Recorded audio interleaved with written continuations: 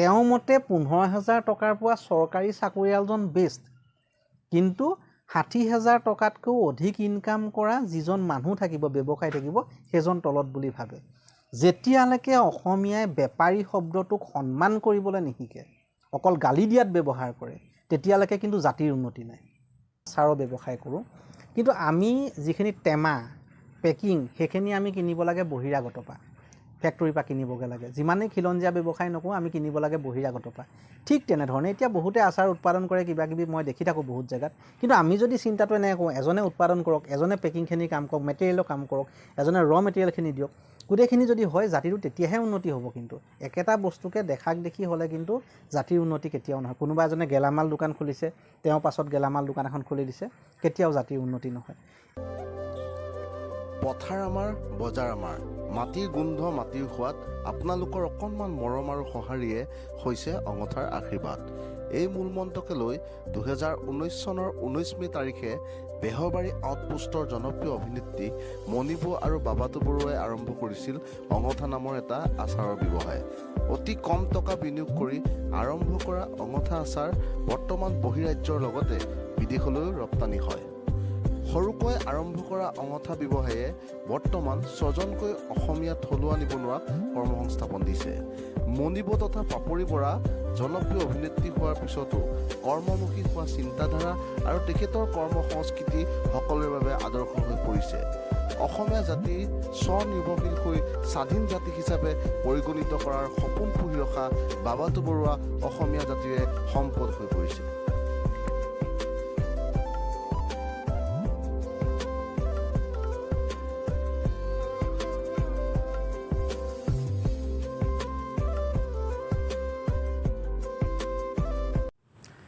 ভাইটিজনে মোক ক'লে আহি থাকোঁতে যে বাবাতু দা, মই আজিকালি খুব ব্যস্ত, গুৱাহাটীত 90 টকাত গাহৰি মাংস ভাত দিয়ে, আৰু গাহৰি মাংসটো খুব জনপ্ৰিয় আমাৰ যুৱ প্ৰজন্মৰ মাজত। তেওঁ বোলো কিমানমান অৰ্ডাৰ কৰা? কৈছে আহে 10টা টোপোলা, আপোনাৰ 15টা টোপোলা এনেকুৱা হয়। মই বোলো ভাল কাম এটা কৰি আছা। তেতিয়া পাপৰিও আছিলে গাড়ীত। পাপৰি মানে মোৰ পত্নী আৰু আপোনালোকৰ মৰমৰ মণিবৌ, মই চিনাকিটো দি দিওঁ, তেওঁ মোৰ ৱাইফ হয়। আৰু তেতিয়া ভাবিলোঁ আমিও কৰিব পাৰোঁ দেখোন। তাৰপিছতে চিন্তা এটা কৰি 2019 চনৰ মে মাহৰ 19 তাৰিখে আমি অঙঠা নামটো দিলোঁ। হঠাতে ভাবিলোঁ দেই, 5 মিনিটত ভাবি অঙঠা নামটো দি আমি গুৱাহাটীত ফুড ডেলিভাৰীটো আৰম্ভ কৰিলোঁ। আৰু বিজনেছটো আমি প্ৰথম তেনেকৈ আৰম্ভ কৰিছোঁ। অসমীয়া ব্যৱসায়ী বুলি ক'লে ব্যৱসায় আৰু পঢ়া শুনা দেই, কোনেও মাথাত ভৰাই দিব নোৱাৰে। ব্যৱসায়টো এনেকুৱা এটা বস্তু, আপোনাৰ নিজৰ চইচ লাগিব যে মই ব্যৱসায়টো কৰিম। ব্যৱসায় যেনেকৈ পঢ়া শুনা এজন টিচাৰে শিকাই যাব, তাৰে 10জন ষ্টুডেণ্টৰ এজনে ষ্টেণ্ড কৰিব, এজনে 3rd ডিভিজন পাব, এজনে ফেইলো কৰিব। ঠিক তেনেধৰণে ব্যৱসায়টো তেনেকুৱা মোৰ ভবাৰ মতে। আৰু ব্যৱসায়টো কি হয়, আপুনি প্ৰথম মাইণ্ডত ভাবিব লাগিব যে মই এই ব্যৱসায়টো কৰিম। ব্যৱসায়টো কৰিম বুলি ভবাৰ আগত আপুনি বজাৰখন ষ্টাডি কৰিব। বজাৰখন ষ্টাডি কৰি নিজে ব্যৱসায়টো আৰম্ভ কৰি আধা সফল হোৱাৰ পিছতহে আপুনি জ্ঞানীজনৰ ওচৰত যাওক, ব্যৱসায়ৰ ওপৰত নলেজ থকাজনৰ ওচৰত যাওক, যে ব্যৱসায়টো কেনেধৰণে এতিয়া আগুৱাই নিলে ভাল হ'ব, পৰামৰ্শ দিব। সেইটো হ'ল নাম্বাৰ 1 কথা, ব্যৱসায় সম্পৰ্কীয়। নাম্বাৰ 2, অসমীয়া জাতিয়ে ব্যৱসায় কৰিব নোৱাৰে, এইটো মিছা কথা। অসমীয়া জাতি, বঙালী জাতি, কিবা জাতি বুলি কোনো কথা নাই। সকলো জাতিয়ে ব্যৱসায় কৰিব পাৰে। কিন্তু আমাৰ এটা কথা হ'ল, জাতিৰ এটা কথা আছে, আক্ৰোশমূলক কিছুমান কথা। এজন ভাল গণ্যমান্য ব্যক্তি তেওঁ কৈ থৈ গৈছিলে যে এটা লেম্প যেতিয়া জ্বলি যায়, সেই লেম্পটোৰ ওচৰ ছাইডটো আন্ধাৰ হৈ থাকে, অকণমান আঁতৰলৈ পোহৰটো ভাল হয়। আমাৰ জাতিৰ ব্যৱসায় কৰিব নোৱাৰা কাহিনীটো কি জানেনে? সেই নিজৰ বা ওচৰৰ মানুহখিনিয়ে ছাপোৰ্ট নকৰে কাৰণে তেওঁ হতাশ হৈ যায়। তেওঁৰ মতে 15,000 টকাৰ পোৱা চৰকাৰী চাকৰিয়ালজন বেষ্ট, কিন্তু 60,000 টকাতকৈও অধিক ইনকাম কৰা যিজন মানুহ থাকিব, ব্যৱসায় থাকিব, সেইজন তলত বুলি ভাবে। যেতিয়ালৈকে অসমীয়াই বেপাৰী শব্দটোক সন্মান কৰিবলৈ নিশিকে, অকল গালি দিয়াত ব্যৱহাৰ কৰে, তেতিয়ালৈকে কিন্তু জাতিৰ উন্নতি নাই। গতিকে ব্যৱসায়িক সন্মান কৰক। যিহেতু মই কথাবোৰ এনেকৈ ভাবোঁ যে তোমাৰ দৰমহাটো কিমান, মই খাচী মাংসৰ হিচাপ কৰোঁ, মই ফুডৰ মানুহ, তুমি 15 কেজি খাচী দৰমহাটো পোৱা, গতিকে তাতকৈ 100 কেজি খাচী কিনিব পৰা ব্যৱসায়ীজন হোৱাটো বেছি ভাল কথা ন। মোৰ চিন্তাধাৰাটো তেনেকুৱা। আৰু এটা কথা কওঁ, হতাশ কেতিয়াও নহ'ব। যিখিনি মানুহ মানে ব্যৱসায় কৰিম বুলি ভাবিছে, লখিমপুৰতে হওক বিভিন্ন ঠাইত মই দেখি থাকোঁ আজিকালি নৱপ্ৰজন্মটো ব্যৱসায়ত বহুত ভাল, আগতকৈতো বহুত উন্নত, নৱপ্ৰজন্মই বহুতখিনি কৰিছে। কিন্তু আপোনালোকে কেতিয়াবা হতাশ হ'ব পাৰে, আপোনালোক হতাশ নহ'ব। মোৰ গৃহ জিলা কি জানেনে? মোৰ গৃহ জিলা লখিমপুৰ জিলা। মই অঙঠা আৰম্ভ কৰিছিলোঁ, এতিয়া 6 বছৰ চলি আছে। আজিলৈকে অঙঠাত 7টা কমপ্লেইন গৈছে, 6টা লখিমপুৰৰ পৰা গৈছে। কিন্তু মোৰ গৃহ জিলাৰ পৰা অসমৰ বিভিন্ন ঠাইত প্ৰডাক্ট যায়, মাহেকত মোৰ 10,000ৰ ওপৰত প্ৰডাকশ্যন হয়, কিন্তু কমপ্লেইনকেইটা লখিমপুৰৰ পৰা গ'ল। গতিকে মই হতাশ নহ'লোঁ, কিন্তু নিজৰ ওচৰৰ পৰা গৈছে। গতিকে ব্যৱসায়ত এইবোৰ থাকিবই, তাৰ মাজতে আপুনি আগুৱাই যাওক, শুভেচ্ছা আছে। কিন্তু মই অসমীয়া জাতিয়ে ব্যৱসায় কৰিব নোৱাৰে বুলি কোৱাটোত মই আজিকালি একমত নহয়। নতুন প্ৰজন্মই ব্যৱসায় কৰিব। কোনোবা যদি ড্ৰাগছ মদ খাইছে, ড্ৰাগছ মদত গৈছে, ব্যৱসায়িক সন্মান কৰিব নাজানে, সেইটো প্ৰত্যেকটো জাতিতে আছে। আৰু ইয়াত অভিভাৱকসকলো সম্পূৰ্ণ দায়ী। আচলতে মই সেইটো ক'লে অকণমান বেছি কোৱা হ'ব। আচলতে ইণ্টাৰভিউত মই এই কথাবোৰ নকওঁ, কেতিয়াবা খোলাকৈ ক'বলৈও মন যায়, কাৰণ মই কাৰোবাক জ্ঞান দিয়াৰ মোৰ ধৃষ্টতা নাই ব্যৱসায় কথাৰে। গতিকে সেইটো অকণমান আপোনালোকেও ৰাইজে চাব। আৰু মানুহবোৰ জেদি হওক, জেদি মানে এইটো হওক, সি পাৰিছে মই কিয় নোৱাৰিম। জেদিটো এইটো হ'ব নোৱাৰে, তাক ধ্বংস কৰি পেলাম মই, সেইটো জেদি হ'বলৈ কোৱা নাই। ময়ো সেইটো জেদিত ছাপোৰ্ট নকৰোঁ, মই নিজেও নকৰোঁ। কিন্তু সি পাৰিছে মই কিয় নোৱাৰিম, সততাৰে কৰিম। আৰু এটা কথা চাবচোন, ব্যৱসায়ত আপুনি সততাৰে, ব্যৱসায় বুলিয়ে নহয়, সততাৰে ইনকাম কৰি আপোনাৰ টোপনিটো খুব ভালকৈ যাব আৰু সুন্দৰকৈ ভাত এসাঁজ খাব পাৰিব। আৰু আপোনাৰ কোনো টেনশ্যন নাই, চিন্তা নাই। এতিয়া আমাৰবিলাকলৈ চাওক, বহুত টকা এটা ঘটা নাই, সামান্য কিবা এটা ঘটিছোঁ, খাই বৈ জীয়াই আছোঁ ঘৰ এখন কৰি পেলাই। কিন্তু আমাৰ টোপনিটো কিন্তু বৰ সুখী আকৌ। আমি ভয় খাব নালাগে যে কাইলৈ আমাৰ ঘৰ ৰেট মাৰিব, ইমান কোটি টকা আছে, কাইলৈ কিবা হ'ব। আমি সেইকাৰণে কথা ক'বলৈও ভয় নকৰোঁ, কাৰণ আমি 2 নম্বৰী আজিলৈকে একোৱেই কৰা নাই। আৰু যেতিয়ালৈকে নিজৰ বিবেকটো ঠিক থাকিব, আমি 2 নম্বৰী নকৰোঁ মানে, সেইটো চিন্তাধাৰা কৰোঁ। আৰু এই কথাখিনি মই আপোনালোকক উৎসাহ হ'ব তাৰমানে জনাবৰ কাৰণেহে কৈছোঁ। যিহেতু এইটো কোনো বা অহংকাৰ বা ফুটনি এইটো বুজোৱা নাই। মই জাতিটোৰ ল'ৰাই যেতিয়া কাম কৰে মই বৰ সুখ পাওঁ, মানে সেই কথাটোহে মই আগবঢ়াই কৈছোঁ। ব্যৱসায় সম্পৰ্কীয় আৰু এটা কথা থাকে বহুতে। আমাৰ নৱপ্ৰজন্মই ব্যৱসায় কৰিছে, বহুতে কৰিছে, ছাকচেছো হৈছে, তাত আমি সুখী। কিন্তু এটা কথা, মিনিমাম 98 চনমান হ'ব আমি সৰু, তাৰ আগতো PCO বুলি এটা আহিছিলে, PCO যিবিলাক ফোন কৰিব পাৰি। গতিকে অসমত এজনে PCO খোলাৰ কাৰণে চব জেগাতে PCO হৈ গ'ল। PCO হৈ যোৱাৰ পিছত PCOটো এতিয়া কোনো অৱস্থা নাইকিয়া হৈ গ'ল।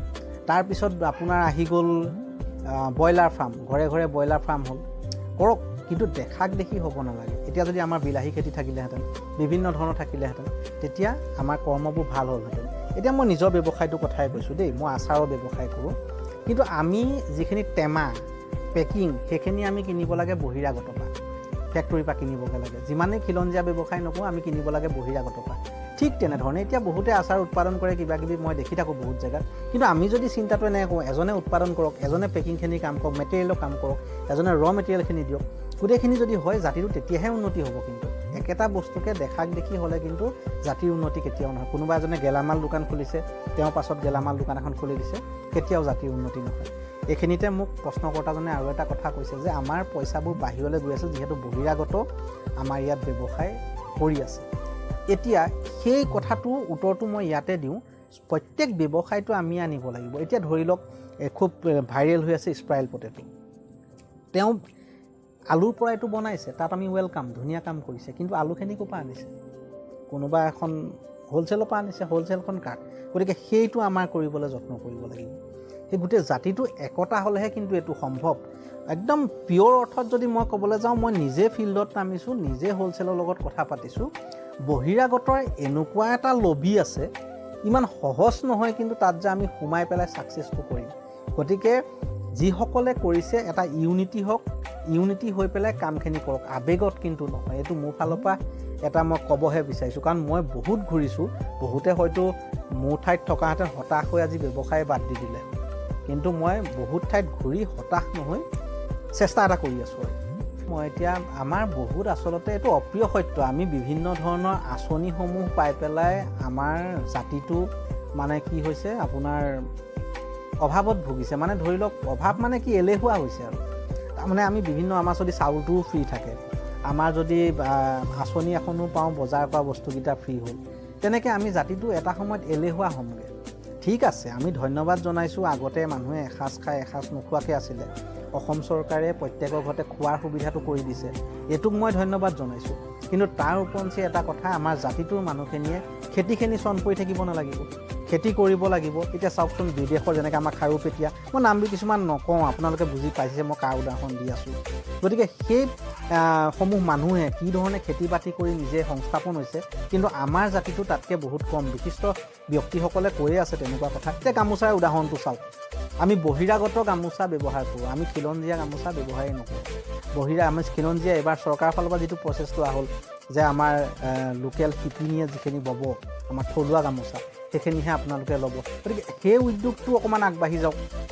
আমাৰ মহিলাসকলে কৰিছে দেই। মই আজিকালি আগৰ যেনেকৈ ইণ্টাৰভিউবিলাকত কৈছিলোঁ 2018 চনত, 2017-19 চনত যেনেকৈ ইণ্টাৰভিউবোৰ সোধোতে কৈছোঁ, কিন্তু আজিকালি কিন্তু তাতকৈ বহুত ভাল হ'ল। কিন্তু সেইকাৰণে ইমান ক'বলগীয়া নাই, আগতকৈ কিন্তু হৈছে কাম। কাৰণ আগতে যুৱ প্ৰজন্ম, আমি যেতিয়া ব্যৱসায় আৰম্ভ কৰিছিলোঁ 17 চনমানলৈকে, তেতিয়া যুৱ প্ৰজন্ম লাজ কৰে, বহুতখিনি নাহে। এতিয়া কিন্তু বহুত আহি গ'ল, এতিয়া উদাহৰণ বহুত আছে। আপোনালোকে বহুতখিনি ইউটিউব চেনেল চালেও দেখিব, ৱেব পৰ্টেল চালেও দেখিব, বিভিন্ন পেপাৰতো দেখিব। আগতকৈ যুৱ প্ৰজন্ম আহিটো শুভ লক্ষণ। আৰু দ্বিতীয় শুভ লক্ষণটো এই বছৰৰ পৰা দেখিলোঁ, অকণমান থলুৱা গামোচাৰ ক্ষেত্ৰত যিটো উদ্যোগ চৰকাৰে লৈছে, এইটো শুভ লক্ষণ। কিন্তু চৰকাৰে যিটো বিনামূলীয়াভাৱে আপোনাৰ খোৱা বোৱা ব্যৱস্থাটো কৰিছে, এইটো চৰকাৰৰ ফালৰ পৰা শুভ লক্ষণ, কিন্তু জাতিটোৰ কাৰণে কিন্তু এইটো এলেহুৱা হোৱা লক্ষণ। গতিকে জাতিটোও চিন্তা কৰিব লাগিব যে আমি কৰ্মমুখী হ'বলৈ কি কৰিব লাগিব। কাৰণ আপোনাৰ চাউলকেইটাইতো সকলো নহয়, আমি পঢ়িব লাগিব, পঢ়ুৱাব লাগিব, আৰু ভালকৈ সমাজৰ লগত মিলিবৰ কাৰণে আমাক এটা অৰ্থৰ প্ৰয়োজন হ'ব। সেই অৰ্থটো ক'ৰ পৰা আহিব, তাৰ কাৰণে আমি প্ৰস্তুতি কিন্তু এনি টাইম চলাই থাকিব লাগিব। অঙঠাৰ ভৱিষ্যত পৰিকল্পনা বহুতেই আছে। যিহেতু আমি প্ৰডাক্ট বিজনেছত হাত দিছোঁ, এতিয়া আমাৰ ইয়াত আচাৰ, মছলা, হালধি, জলপানকে ধৰি বিভিন্ন পাই আছে। ভৱিষ্যতে আমি আগতেও এটা সাক্ষাৎকাৰ কৰিছোঁ, আচলতে এতিয়ালৈকে সফল হ'বগৈ পৰা নাই। আমি চিত্ৰনলা, বাচন ধোৱা কিছুমান প্ৰডাক্ট আমি এনেধৰণে উলিয়াম বুলি ভাবিছোঁ।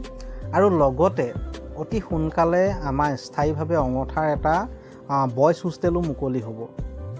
এইটোৰ দ্বাৰা আমি দুজনক সংস্থাপন কৰিব পাৰিম, সেইটো মই উনুকিয়াই থৈছোঁ। তাৰ মাজতে আমি ৰিচেণ্টলি আৰম্ভ কৰিম অক্টোবৰ মাহৰ পৰা।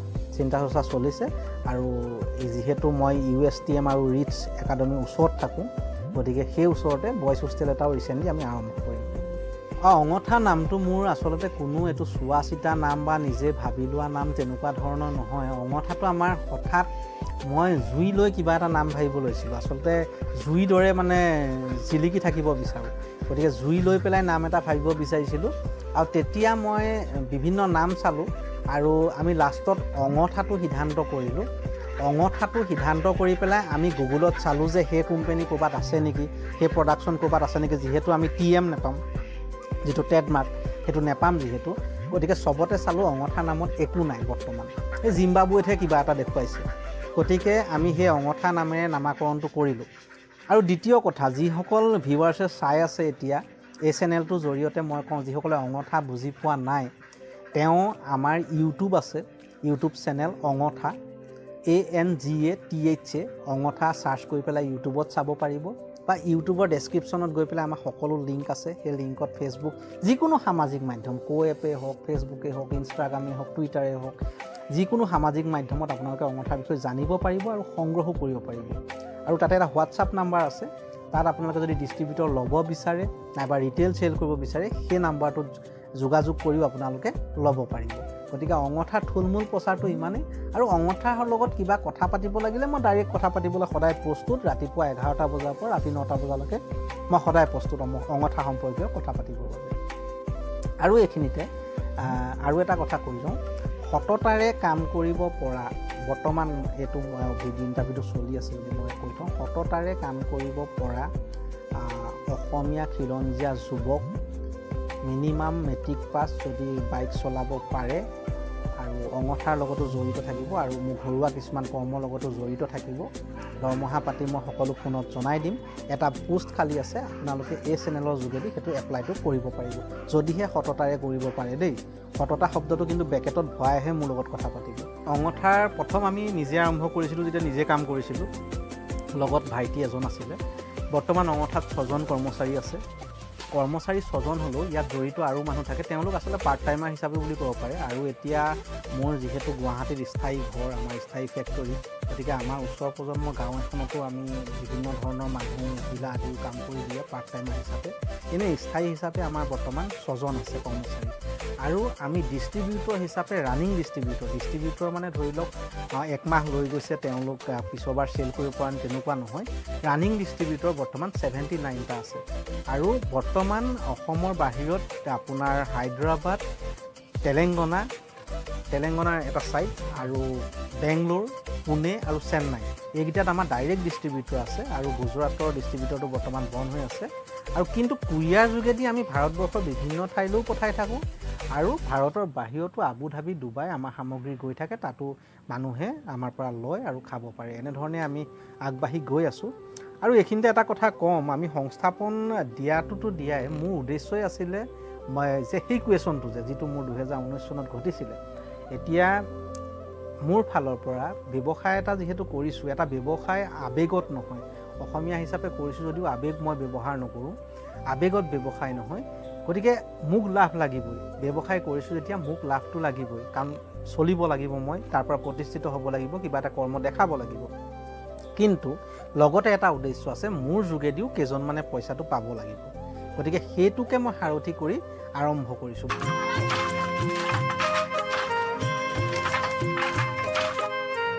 সম্পূৰ্ণ থলুৱা, মাটিৰ গোন্ধ, মাটিৰ সোৱাদ, আপোনালোকৰ অকণমান মৰম আৰু সঁহাৰিয়ে হৈছে অঙঠাৰ আশীৰ্বাদ।